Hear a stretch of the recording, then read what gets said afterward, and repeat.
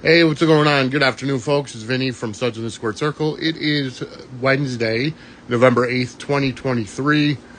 Yesterday was election day, so I hope you got out there to vote. I did. I did my civic duty. And for those of you that choose not to go out and vote, you have no reason to bitch and complain when things don't go. You don't agree with things that with any laws or anything that's passed because you didn't make your voice heard. Anyways, so welcome. Hey, welcome, Tomlin's family. How are you today? Quite honestly, I watched Days of Our Lives this morning. I'm in the middle of watching NXT from last night. I watched something on Peacock today, which I absolutely love the series. It's called the WWE's The Ultimate, and they did the Ultimate Crown Jewel. And you know what? I got to tell you something. Hey, what's up, Nathan? Thanks for joining today. I'm actually going over something that I watched on Peacock today called WWE's The Ultimate Crown Jewel. And I love the series because it's got four guys that kind of fantasy book, basically, the ultimate, the ultimate pay-per-view event or premium live event. And on the episode for The Ultimate Crown Jewel, which probably came out last week or whatever before Crown Jewel even happened, one of the guys, Kazim, I'm not even going to attempt to mention his last name. He was a former writer for the WWE, or maybe he's current writer, but either way, he wrote for the WWE and he's on there every time. He put out a match of Gunther against Andre the Giant. I never thought about that match as a fantasy match, but holy cow, when you think about it. I actually went ahead and I played it on 2K23 today. And that match, and I had Andre come out with Bobby Heenan because I'm going with, heel Andre. And I had Gunther come out with Ludwig and Giovanni because I'm going with Imperium. It was a heel match, but Andre obviously is the default babyface because he is an icon, right? Hall of Famer of the utmost kind. But let me tell you something. When you think of somebody like Gunther, who's hard-hitting, like even his matches in NXT with Ilya Dragunov were fantastic. And coming over from NXT UK and even before even getting into the WWE, his match, he would have a fantastic match with Andre the Giant. And I have to tell you, I love that series because even when they do like the Ultimate Money in the Bank, the Ultimate Royal Rumble, the Ultimate Survivor Series, the Ultimate, whatever. Go on there, go on to Peacock and check that out because it's fantastic. In General Hospital news, switching over to Port Charles, we all knew that Anna shot Charlotte because of the simple fact that we saw the, previews for this week's episodes. And, I saw something on Facebook that kind of got me to thinking. They said that Dante, being Charlotte's stepfather, didn't show any emotion that Charlotte was shot by Anna. And, it got me to thinking, yes, I could understand that, but at the same time, he was there as a police officer.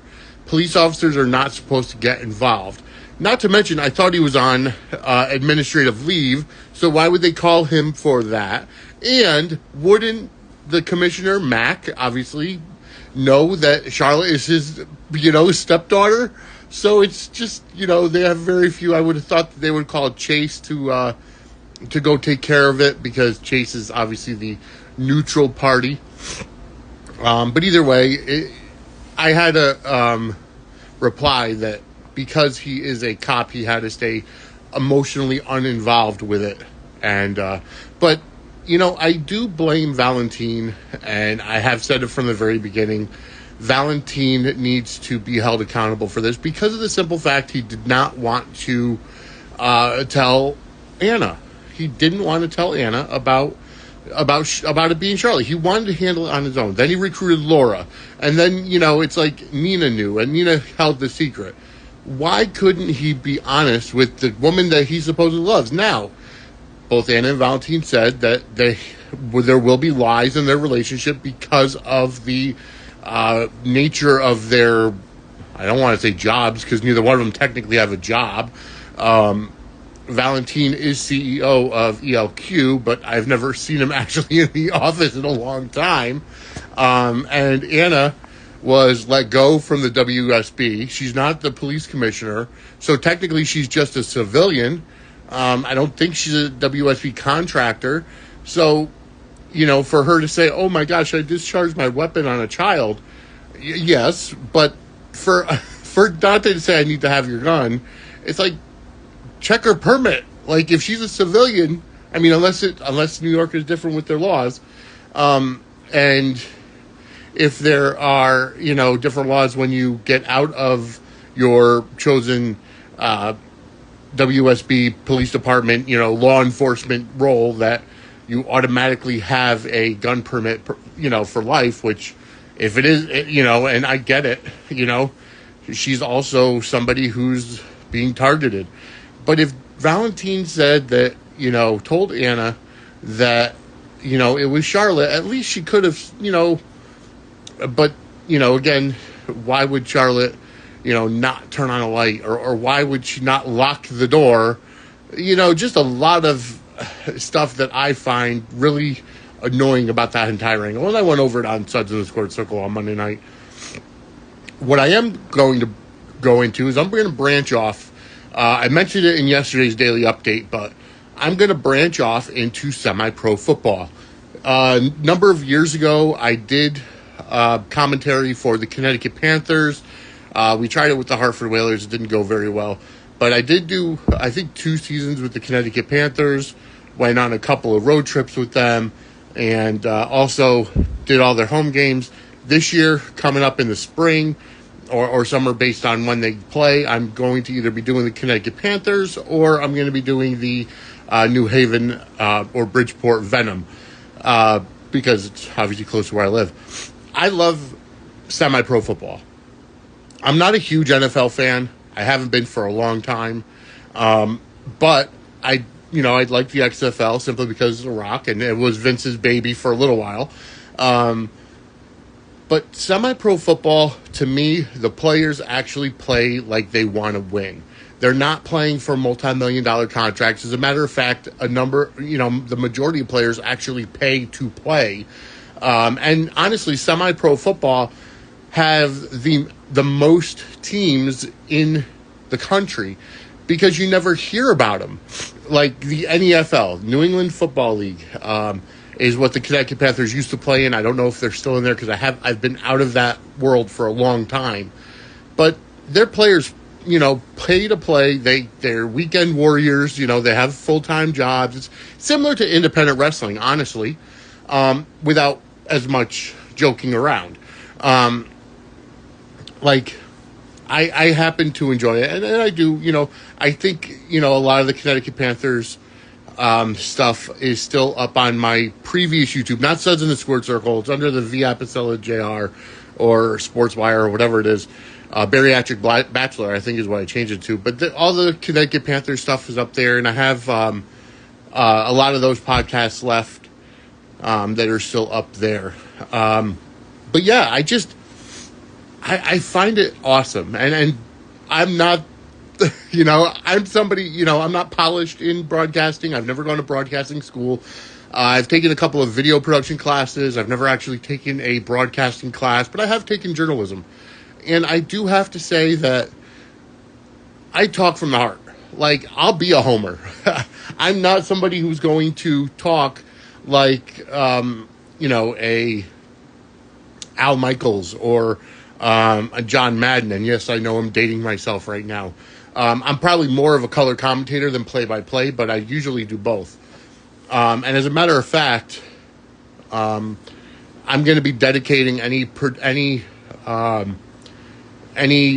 broadcasting assignment that I have from semi-pro football. I'm going to be dedicating it to the memory of my cousin, Lenny Murdo.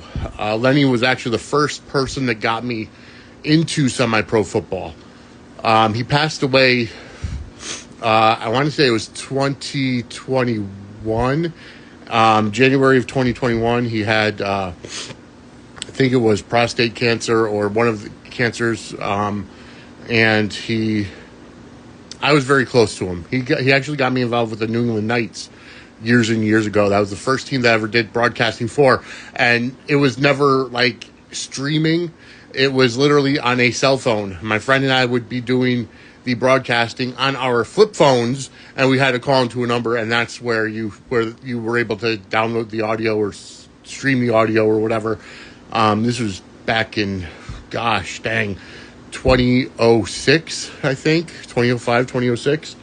But once I get my studio up and running, once I'm able to move into my new apartment and get my studio all up and running, it's going to be the Leonard Murdo studio in his memory, as well as any broadcast I do will be the Leonard Murdo press box, simply because to just memorialize him and how much he meant to me and my family, and me being involved in semi-pro football and getting back into the